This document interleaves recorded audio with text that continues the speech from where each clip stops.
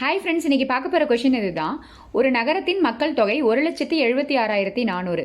வருடத்திற்கு 5% மக்கள் தொகை அதிகரிக்கிறது எனில் 2 ஆண்டுகளுக்கு பிறகு நகரத்தின் மக்கள் தொகை என்னவாக இருக்கும் அப்படின்னு கேட்டிருக்காங்க.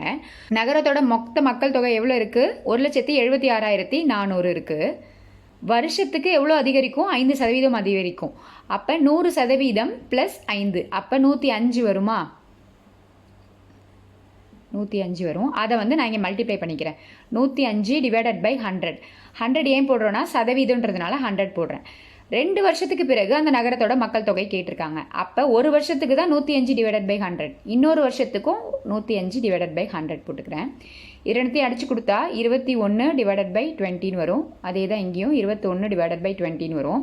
இந்த ஜீரோக்கு இந்த ஜீரோ கட் ஆகிடும், இந்த ஜீரோக்கு இந்த ஜீரோ கட் ஆகிடும். இதை சிம்பிளிஃபை பண்ணி போட்டோம்னா ஆன்சர் 1,94,481 வரும். நெக்ஸ்ட் ஒரு வீடியோவில் பார்க்கலாம். தேங்க்யூ.